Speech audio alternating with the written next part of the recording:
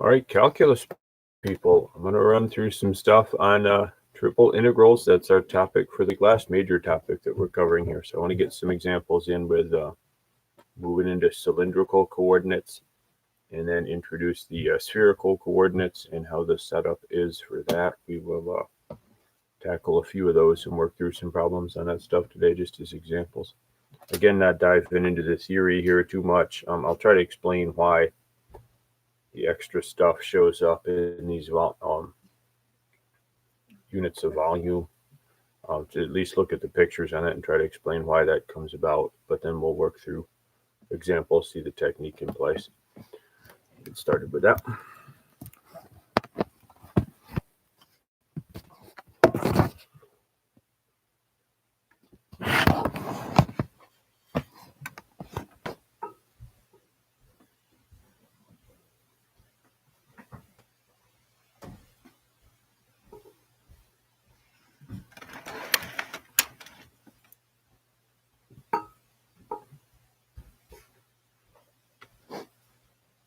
Okay.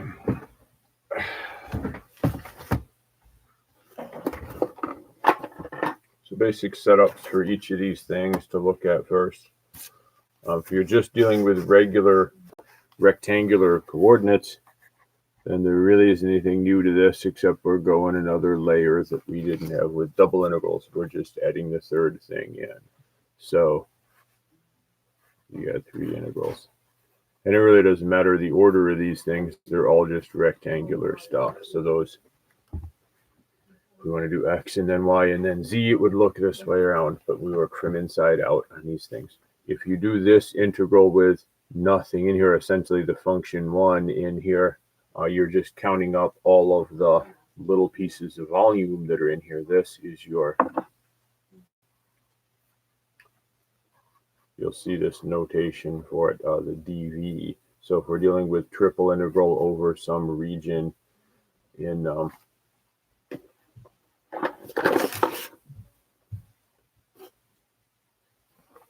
guess they're using capital E for this in the book, so I'll go with that. Some region in three-dimensional space, you're adding up all the volume. If there's nothing else in here, no other function in here, then this whole expression is going to give you the volume of that region. We could find volumes with double integrals by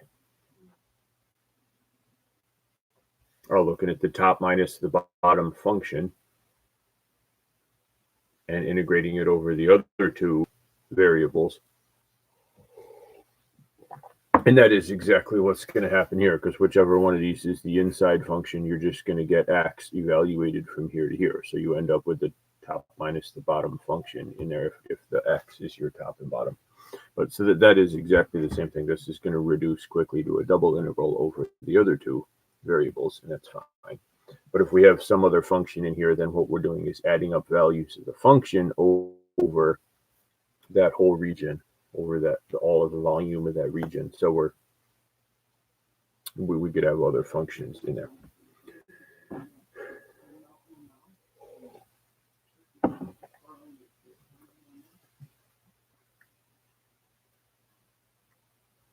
So you might have a function of x, y, and z in there. And this is your triple integral for that. There isn't really anything different in the technique to that than there was for the double integrals. We just set it up here somehow and work from inside out through the integrals one at a time.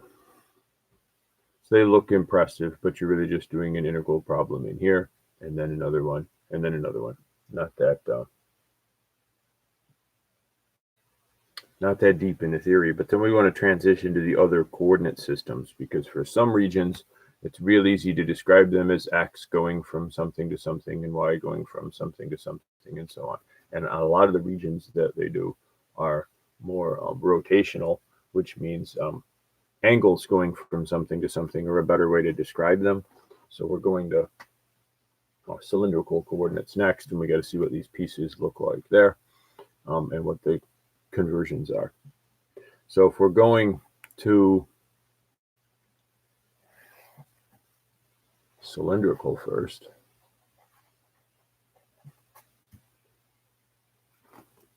and we're looking at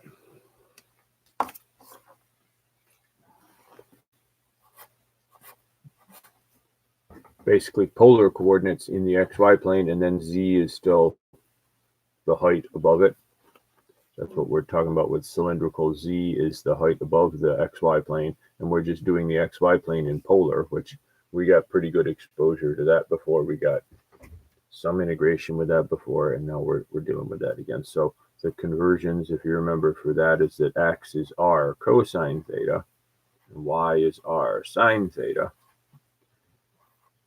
And the Z is just still Z, all right? Nothing's changing with the Z. It's still the height above the XY plane. Now it's the height above the R theta plane, but it's still just the height. So we're just measuring something times height there to get the volume of it.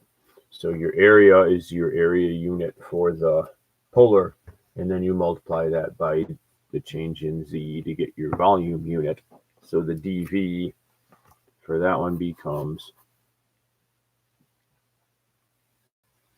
you still have your change in R and your change in theta and your change in Z out there, but you get this extra piece that's part of it right here because, well, it's based on this picture. I want to kind of explain that some, and then we're going to do a little of the corresponding thing in spherical.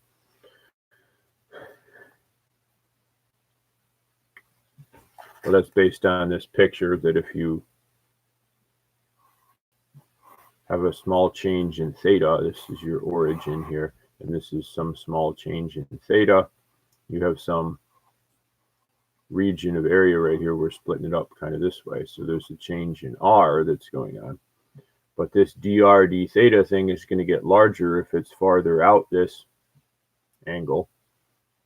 That little region of area that we're looking at is going to be larger if it's further away from the origin, and it's going to be really small if it's closer to the origin. And so the area of that little circular segment, that slice of a washer kind of, is a unit of volume that we're looking at here, the dV, and it's bigger if it's further away and it's smaller if it's closer. That's this R factor over here. We'll multiply it by R because the size of that dr d theta piece is proportional to the distance from the origin, so it's multiplied by R. There, that works to split up the area into several little pieces. So our whole region out here can be split up into those. And then if it's actually a solid region in 3 dimensions, we split it up into those, and we split up the z-axis with normal horizontal slices or flat planes. So the change in z is the change in height right here that's over this thing, and that's still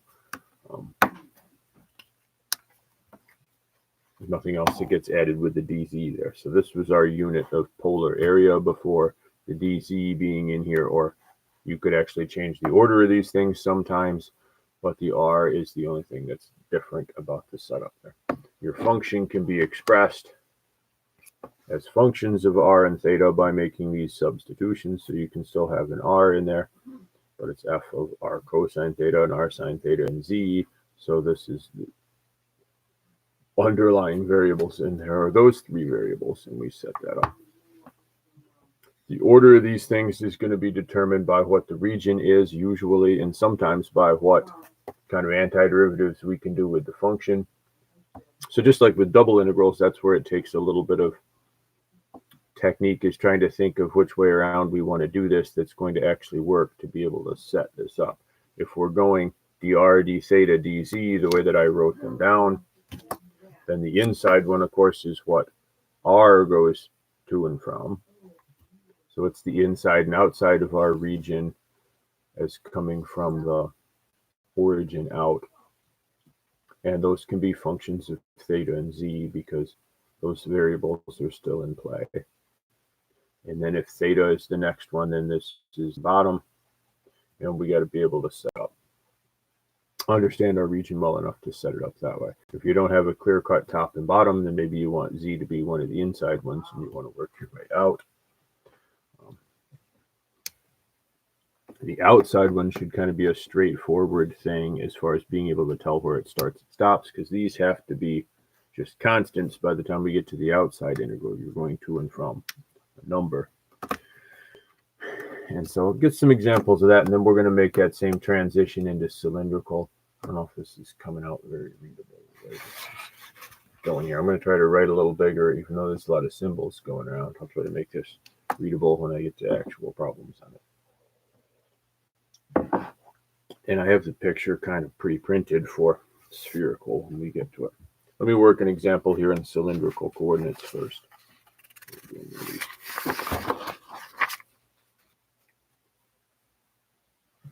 So I'm going to go to, this is 15.7 is the section in the book then.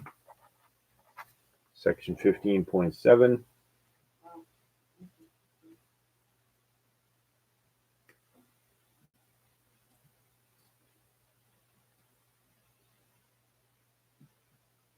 Number 17, I'm going to look at. That's one of the homework problems, but good example. It asks us to evaluate this. Capital E is the symbol they use for a three-dimensional region. It's described here. The function is square root of x squared plus y squared. It's expressed as a function of x and y. We're going to have to change that because it says to use cylindrical coordinates here. Our unit of volume, where E is the region that lies inside the cylinder, x squared plus y squared equals 16. And between the planes Z equals -5 and Z equals +4. So that's kind of the bottom and the top of this good old-fashioned cylinder right here. This is actually a can shape going from -5 up to 4 on your z-axis and inside of this circle of radius 4. Then x squared plus y squared equals 16 means it's the circle of radius 4 around the origin. We're not finding the volume of that cylindrical piece right there. We're finding the integral of this function inside of there. So it's not strictly a volume problem. It's integrating a function over that whole region. Our setup is going to be pretty easy because that region covers a lot. So we got to think of this in terms of here's the origin in the middle of it. Here's your theta going around from 0. We're going to go all the way around. And this expression, of course, translates nicely to r because x squared plus y squared is r squared. So we just got r equals, well, we can cover it all with 0 going r going from 0 to 4. That'll start at the middle and go to the outside. So we could say r is between 0 and 4. I'm not writing big enough here. I'm going to try to make this readable. So what I got out of this is I can cover this with the r values going from 0 to 4 and the z values going from -5.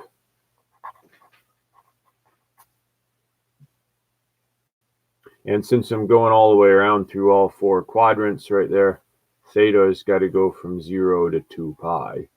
We'll see how that works.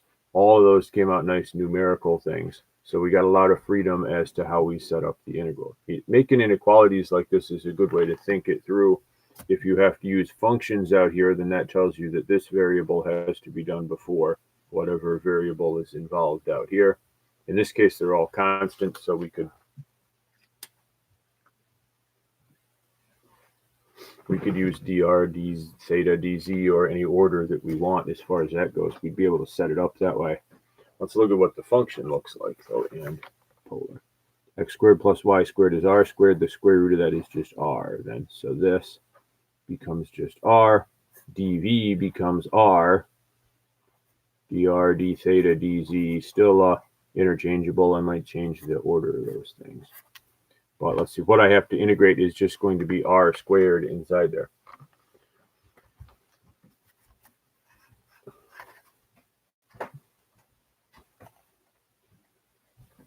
I'm going to try to sit still and make this visible. And I'm going to try to write larger because I keep saying that, but time to change habits here. Make this large enough.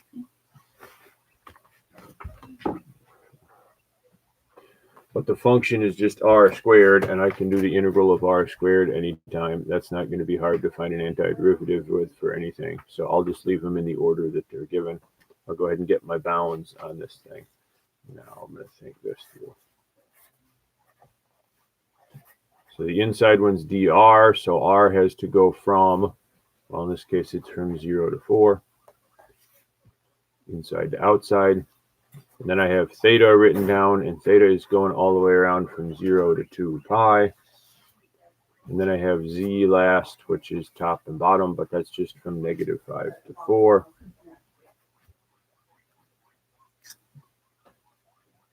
And what's inside here is always going to be the function that you started with times the r that was part of your dv. That's how it works for those. That's going to get more interesting when we change over to spherical.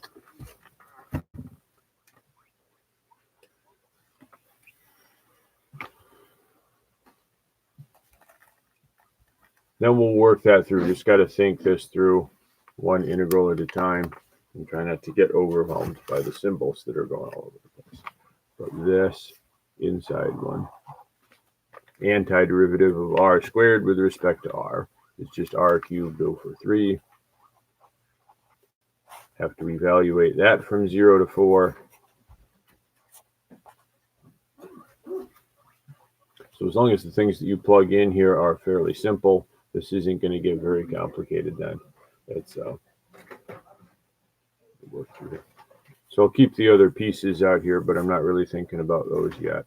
Think about the inside. That's 4 cubed over 3 minus 0, so 64 over 3. I'm going to integrate that from 0 to 2 pi.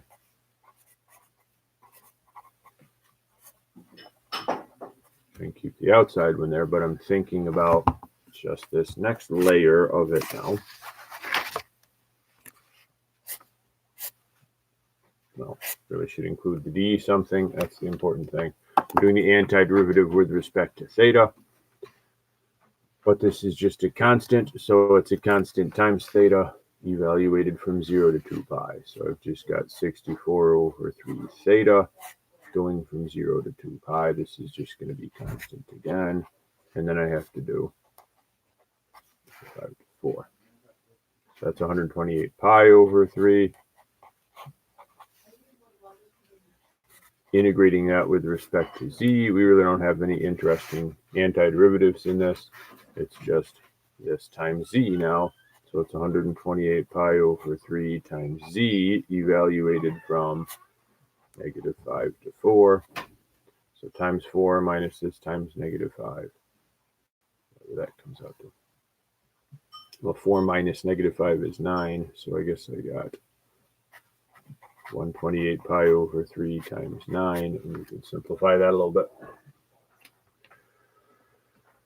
Okay, so that's good introduction. The functions didn't get weird or anything on that, but the setup, we had to think through the setup a little bit.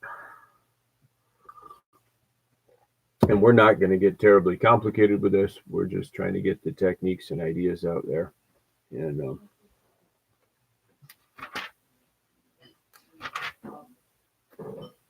not getting too thick in complicated things with them. Yeah.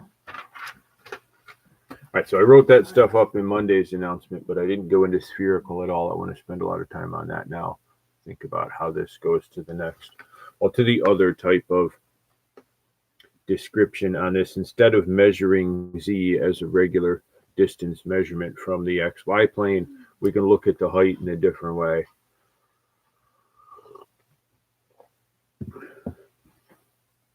A little more like what we do with latitude and longitude, where you've got an angle going around, your theta that's going around, but you also measure it with another angle than the sort of vertical angle. And for spherical coordinates, we measure it with 0 being sort of straight up to the North Pole, and how many degrees is it away from that. So phi is the other Greek letter we use for the other angle, and phi is 0 when you're going straight up positive z-axis. And then measure the angle down from the vertical on that. So phi can be anywhere from 0 to 180 or to pi radians. And when phi is pi, you're going straight down the negative z-axis.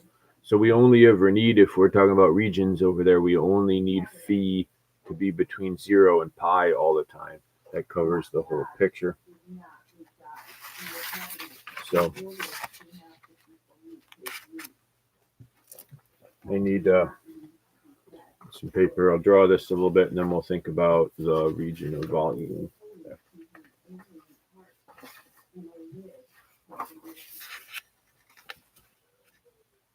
So I'm going to start with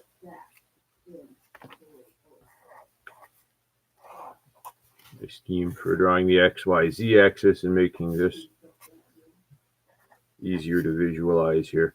That's your negative x-axis, negative y-axis, and negative z-axis in dotted marks. So that's the regular picture we use for three-dimensional stuff. Now, theta is already defined in polar coordinates as being the angle from the positive x-axis. So this is when theta equals 0. We'd measure out, if we're at some point out here, we'd measure this angle theta out from there. So I'll put one in the first quadrant here somewhere, some small angle theta going out from here. And then if we have a point up above that,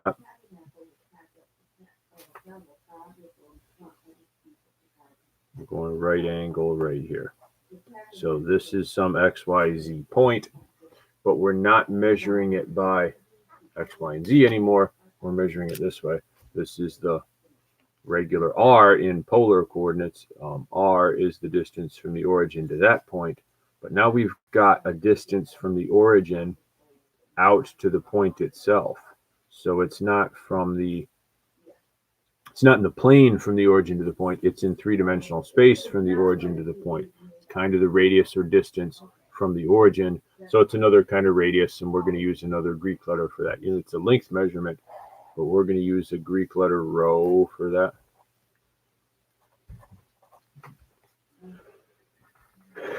That's your sort of distance from the origin. That's symbol looks something like that, lowercase b, but that's a lowercase rho. That's the distance from the origin. Now we still have theta going around. That's the distance around from the x-axis, and the phi that we're introducing is the angle now from the positive z-axis to there. This angle phi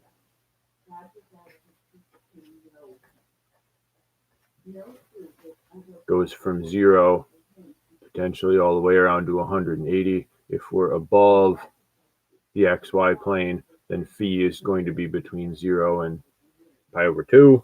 And if we're below the xy plane, then phi would be between pi over 2 and pi. But we never need to get outside of that. We don't need phi to go beyond this values from 0 to pi over 2, or to pi anyway. From 0 to pi. So let's get the regular conversion stuff from this picture. I want to concentrate on this triangle right here and make some observations about how we translate stuff between those. So there's a right triangle right here that I'm going to redraw so we can think just about what that right triangle looks like.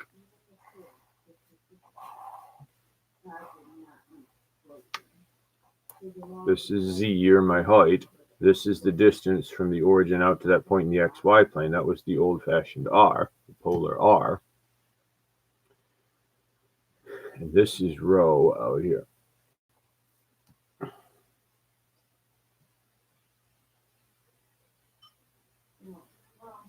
And this is a right triangle, so we can see a couple of things. We can see that rho squared equals R squared plus Z squared. If we're converting from cylindrical to spherical, there's a relationship that'll be useful.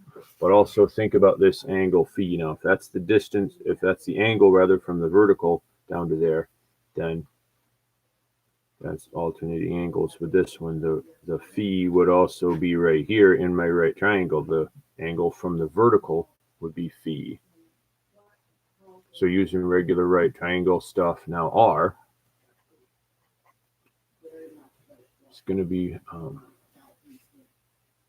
this distance. This is the opposite side, so this is rho sine phi.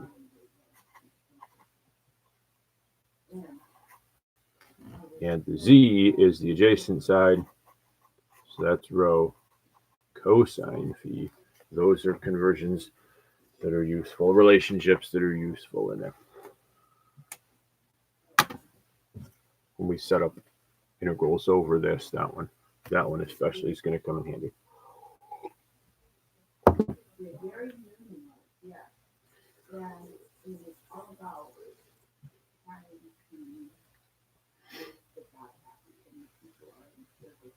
Now, if you're going right from x, y, z to that, this is kind of the conversions if you're going from cylindrical. So you could go from x, y, and z into r and theta and z, and then use these things to turn it into rho and phi instead of cylindrical. But we can make some observations while we're here also. R squared is just x squared plus y squared. So we get this simple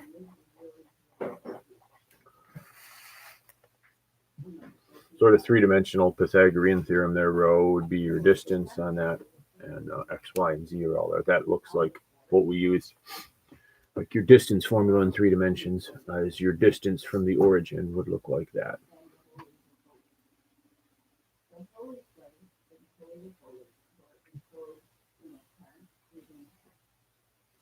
So that's how you could find rho if you're starting in terms of x, y, and z. And then your other observations on this, if you want to solve for x, well, x was r cosine theta in polar. And so that becomes, well, r is rho sine phi. So x is rho sine phi times cosine theta. So you got complicated expression that you can plug in for x if you've got a function of x. And similar for y. Y in polar was r times sine theta. So in cylindrical, it's rho sine phi times sine of theta. And those are your things to plug in for x and y and z. If you have a function expressed as a function of x, y, and z, we can turn it into a function of rho and theta and phi. Now those are the variables we're going to use in cylindrical. So we got the conversions now. Try to work through one of those.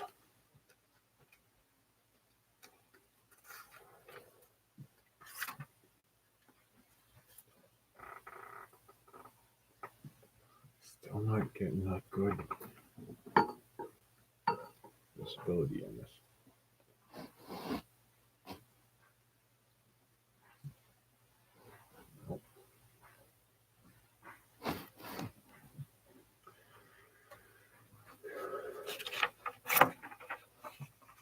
Try this. This is actually, I didn't want to try to draw this picture at all. And I did want to kind of explain where this unit of volume comes from when we're doing spherical. That's the harder setup. I still don't think this is coming through very well. So let me put the link into where you can actually look at this.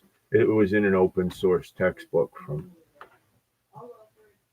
Canada. So let me throw that in as a link here.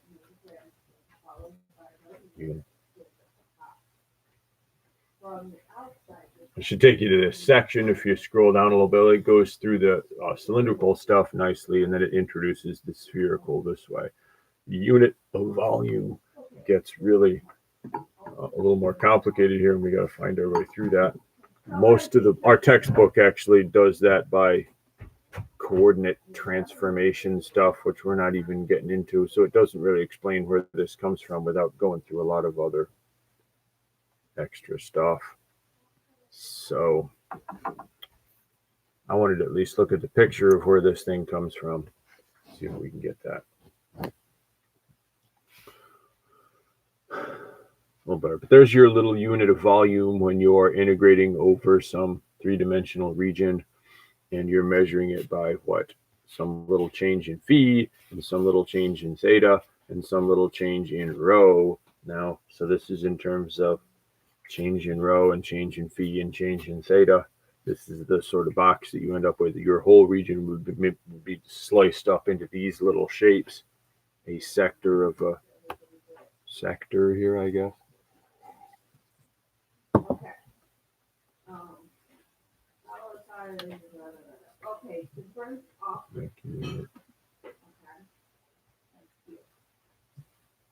Yeah, that link is going to bring you to the section that introduces both of these. They had a little bit of introduction on that, but the geometry is still a little bit hard to follow right here. But the size of this thing is going to depend on the change in rho and the change in theta and the change in phi, but also in your distance from here. So you get a rho squared. Actually, the area of this thing would already be a multiple of rho. That was just like what we had in polar, but now the sort of width or thickness of this thing is going to depend on rho also. So we end up with a rho squared. That's part of our thing here. I can't get close enough to this. Let me try get a little closer to see if it's so again.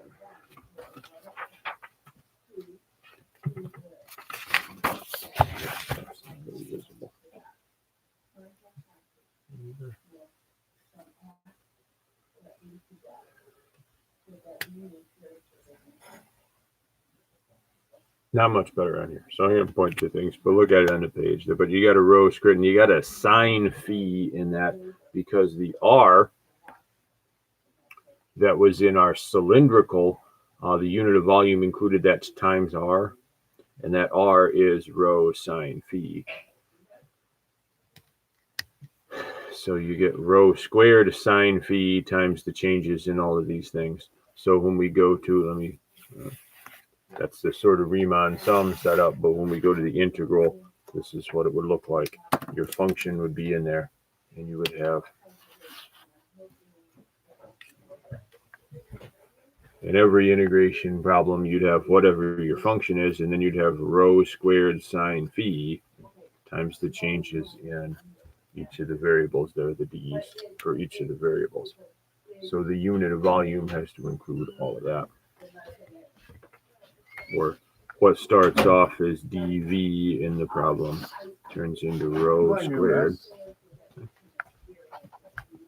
Sine of phi is the vertical angle there, and then d rho, d phi, and d theta, all Greek letters out there now, but this is your distance, and these two are angles. And we got to think about setting up compared to that. We got to think about what they're going to and from and set up the limits of integration based on that. But we're only going to use spherical coordinates when the shape is something that's really prone to spherical coordinates. So we get nice surfaces that come out nice and spherical. That's why we'd be in this coordinate system anyway. So we're going to see fairly nice regions to set up here, but want to get some exposure to that. And then have a little of those mixed in to the other integration that's on this test.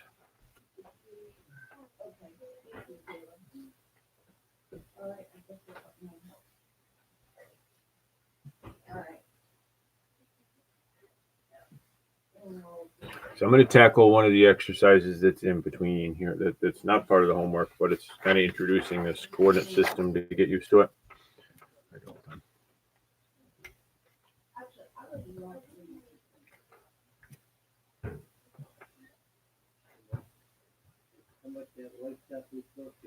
I'm going to look at number 13 here. 15.8, number 13. I'm going to be super close to it and see if this works a little better.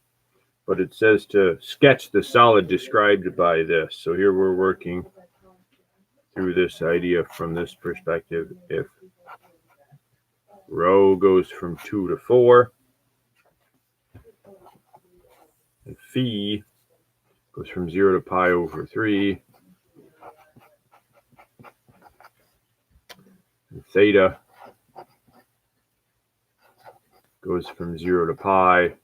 What does all that mean on the picture, or how can we visualize that? So that's trying to get used to these coordinates and how they work. If you had nice numbers for all of these things, then you could set up the integrals really easy in any order on those, because they're all going to and from constants, and that's going to be, for the most part, that's going to be the regions we look at. But what does this describe? What does this thing look like if you have these integrals for each one?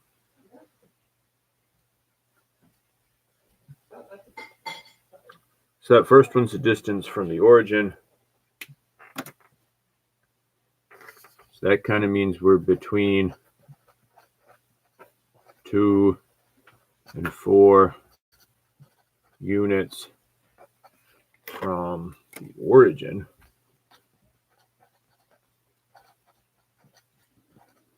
So if you think the origin at the center, if you think of a ball with radius 2 and a ball with radius 4, you'd be in between those two things. That's the inside and outside of our region there.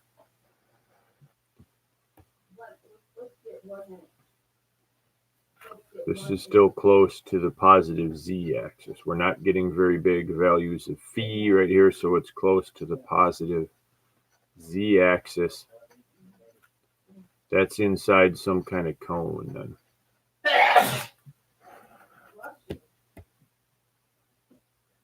I'll draw the picture, see why that's a cone right there, but the phi is the angle from the sort of vertical here. And if that's only a small angle, and you have to stay within that, you got a cone shape that it's around the z-axis. And theta being between 0 and pi, that's regular first and second quadrants, sort of. So let's try to put that together onto a picture here. Get that insight.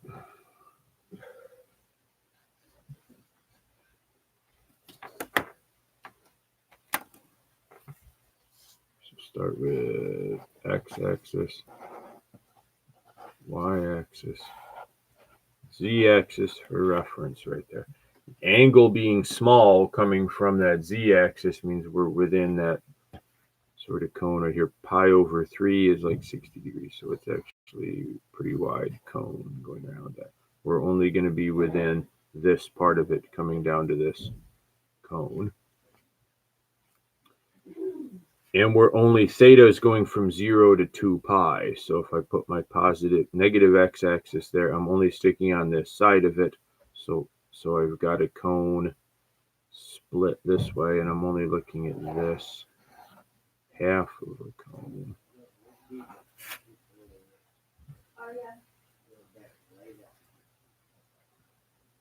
And rho being between 2 and 4 would be cut off by a ball on the inside and a ball of radius 4 on the outside. So my sketch isn't super good on that, but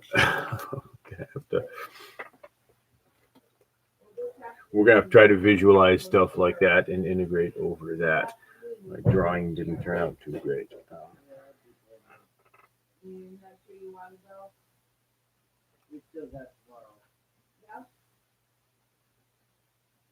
Those are the key shapes that we're going to see a lot of. Cones around the z-axis, actual spheres, which are your rho values, and some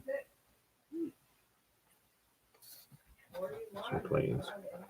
If you lock in theta values, it gives you certain planes like that. Theta going from 0 to pi in this example. It's really just the xz plane then.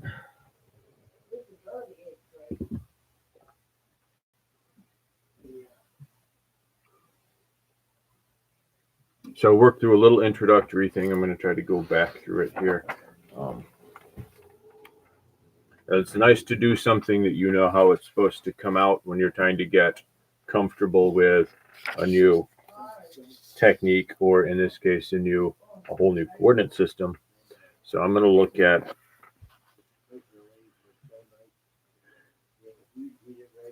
part of a sphere.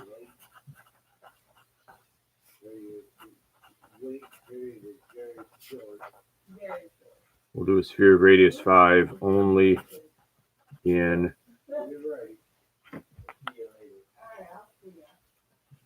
I'll put it in quotes here, the octant where x and y and z are all positive. So first quadrant, but also above the xy plane where x, y, and z are all positive. That would be an octant because it's an eighth of the sphere right there. And we're just going to do the volume of this. So we kind of know, if you remember your solid geometry, that a sphere, the volume of the whole sphere is supposed to be 4/3 pi r cubed.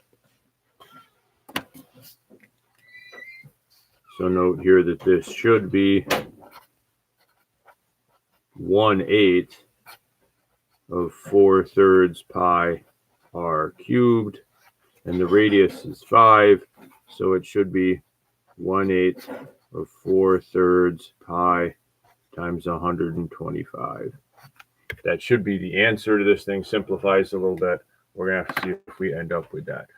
Volume integration is just integral of the dv in there, but the dv has the rho squared sine phi thing built into it. So that's where we'd have to start with that. We'll see how the integral works out.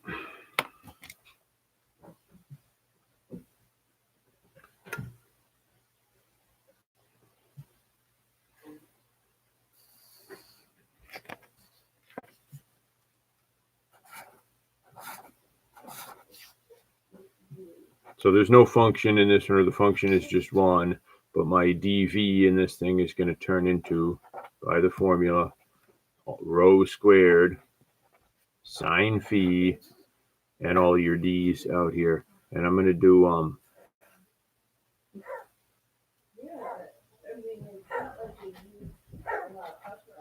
rho theta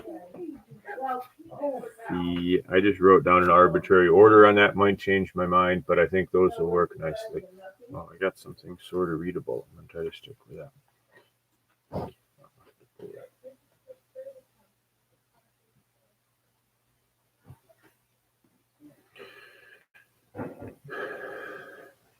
Hard part's filling in the blanks right there. There's a whole mess of blanks we got to fill in on these integrals. And that's the setup part that we have to get used to here that's really different. Antiderivatives are still the same old antiderivatives. You got different letters in there because we're using all Greek letters instead of English ones. But the antiderivative rules aren't new. The coordinate system's what's new. So we got to get used to this. So if I put those in this order, then what I'm thinking right here has to be what rho goes to and from. And I want to integrate over this whole sphere of radius 5. And I want to stop when rho is equal to 5. And I'm going all the way from the origin out to there. So that's all the way from 0 to 5 for rho. Next, the way that I wrote them down was theta. Theta is my usual angle from the x-axis. And if I want to stick in this part, the first quadrant to the xy plane, when x and y are both 0, then that's your 0 to pi over 2 for theta. That's integral from 0 to pi over 2 then. And phi, in order to stay where z is positive, phi is going to be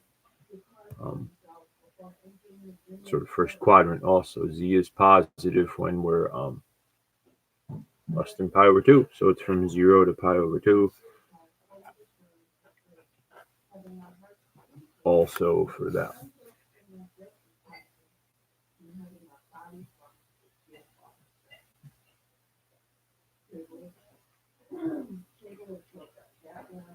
That keeps us inside the sphere, and it keeps us inside the first octant there, only where everything's from 0 to pi over 2. All of the things would be positive.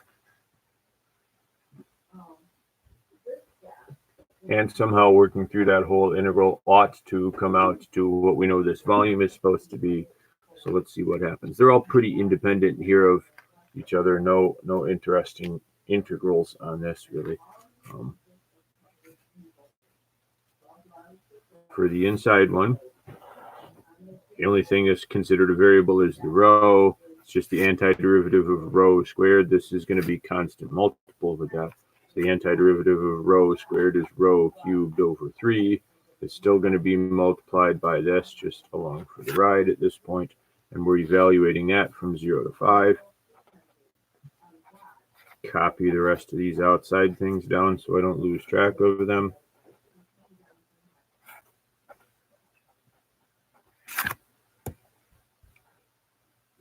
Then evaluate that from 5 to 0. Finish these things off as you go along, layer by layer. So that's 125 over 3 minus 0.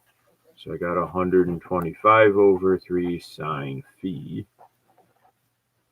And the next thing that I want to do, the way I set it up, and this could have been switched around on this one because everything's between constants anyway. I set it up this way. This is what I'm thinking about now. Phi. It's going to be done later. So this is integrating with respect to theta. Theta is the variable I'm dealing with now. Theta doesn't appear in this thing anywhere. So it's a constant. Antiderivative is a constant. Is just the constant times theta. And we're evaluating that from here to here. So that's 125 over 3. This is part of my constant at this stage. And theta is going from 0 to pi over 2. So that's going to be just another pi over 2 there. And then later, I got one more to go. It's just, they'll get slightly more complicated than this, of course. But this is a good example of the process, which is really to just think about these things one at a time. Try to concentrate on one variable at a time. Which was the focus. Double integrals, this isn't that much different. It's just there's going to be one more step.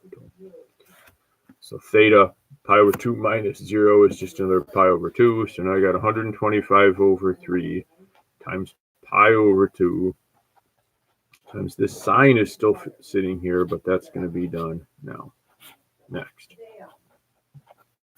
Antiderivative of sine is negative cosine. So I'm going to pull this constant out. I got 125 pi over 6. And the antiderivative of sine is negative cosine. And I'm evaluating that from 0 to pi over 2. So none of the integrals turned out that interesting here. But antiderivative, sine is negative cosine. That's negative cosine of pi over 2. Minus negative cosine is 0,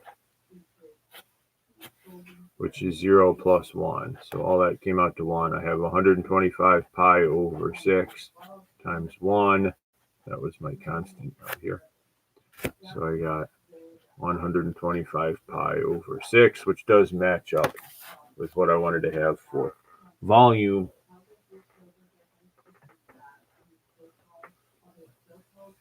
One-eighth of the 4/3 pi r cubed. There's your r cubed, and 1/8 of 4/3 pi is 1 over 6 pi. So that came out like it should, and that's super simple example of spherical coordinates, but that's one.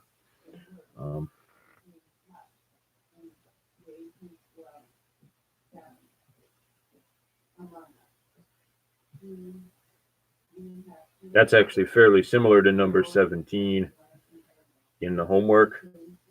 You don't have a function in there. You just have rho squared sine phi, which is your normal volume unit. That one's doing a smaller slice in terms of phi, so it's not doing the whole octant. It's doing sort of a cone inside of a sphere.